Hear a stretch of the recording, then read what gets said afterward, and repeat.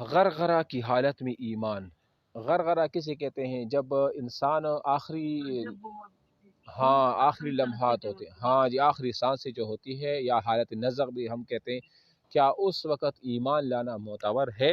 ایک سوال ہے۔ تو یہ اس وقت ہے کہ اس وقت ایمان لانا معتبر نہیں ہے۔ اور مثال کے طور پر جب فرعون بھی جب پانی میں غرق ہو رہا تھا نا، اس نے جب اپنا ٹھکانہ دیکھا کہ اب تو میں کہاں جا رہا ہوں، جہنم میں جا رہا ہوں، تو اس وقت انہوں نے کہا بھی تھا کہ اے موسیٰ، میں نے آپ اور آپ کے رب پر ایمان لے آیا۔ لیکن اس وقت روایات میں آتا ہے کہ جبرائیل امین علیہ السلام نے ایک مٹھی بڑی اس طرح گاری کے اس کے منہ میں جو ہے نا وہ سر رکھ دیا، کیونکہ اس وقت کا ایمان تو معتبر نہیں تھا نا۔ ایمان تو اصل وہ چیز ہے جو ایمان بالغیب ہو، جب آپ کو کسی چیز کا پتہ نہ ہو اور آپ ایمان بالغیب رکھو۔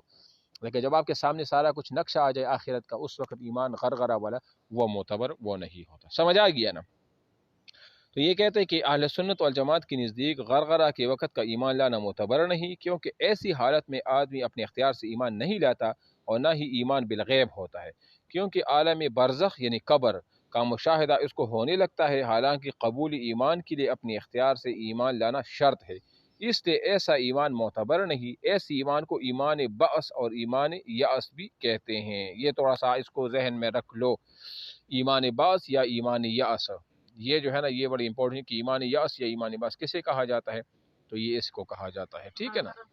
ہاں غرغرہ، ہاں ہاں سر یہ جو کچھ لوگوں سر نان مسلم ہے تو سر یہ مطلب بوڑھے لوگ ہیں نا، ہاں تو سر ان کو یہ آخری ٹائم پہ ہاسپٹل میں کلمہ پڑھایا جاتا ہے، پتہ نہیں ان کو سمجھ بھی آتی ہوگی یا نہیں، تو وہ مطلب پڑھ لیتے ہیں، تو کیا وہ مطلب ہو سکتے ہیں ان کو اس ٹائم مطلب عقل کام کر رہی ہو تو وہ دیکھو پڑھ بھی لیتے ہیں، دیکھو بیماری تو سے کیا اگر وہ پہلے اس کی ہونا، وجہ اگر سے معذور ہیں؟ حالت نزغ نہ ہو اور وہ اپنی اختیار سے ایمان ہاں لے آئے، اپنی اختیار سے، دیکھو اختیار والی بات ہوتی ہے نا، ایسے نہیں جب کسی کو پتہ نہیں ہوتا کہ یہ ہے کیا، جو انہوں نے ویسے پڑھ لیا۔ تو ایسے تو بہت سے لوگ پڑھتے ہیں نا، یہ انگریز اور ہندو آپ دیکھیں نا، وہ تو لا الہ الا اللہ محمد رسول اللہ بھی پڑھتے ہیں، لیکن اصل بات کیا ہوتی ہے؟ اصل بات دوسری ہے کہ وہ دل سے اس چیز کو تسلیم کرے نا۔ ایسے تو عبداللہ ابن ابی ابن سلول بھی پڑھ لیتے تھے نا، عبداللہ ابن ابی ابن سلول، منافقین وغیرہ جو بھی تھے سارے پڑھ لیتے تھے، ٹھیک ہے؟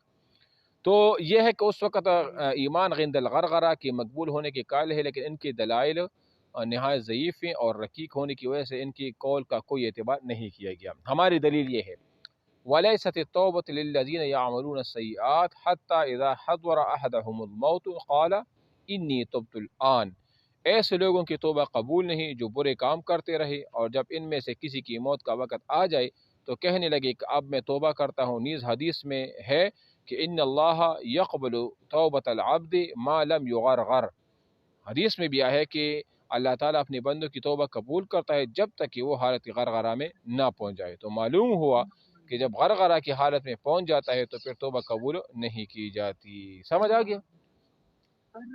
سر رقیق کا کیا مطلب؟ کون سی؟ رقیق کہاں پر ہے؟ کدھر ہے؟ سر ضعیف اور رقیق، سر یہ ہماری دلیل سے اوپر جو لکھا ہے ایک ہی معنی ہے، ضعیف اور رقیق کا معنی ایک ہی ہے نا، یہ جس طرح چین اور سکون کا معنی ہوتا ہے نا، تقریباً ایسا ہی الفاظ ہوتے ہیں، ٹھیک ہے؟ نہیں۔ اچھا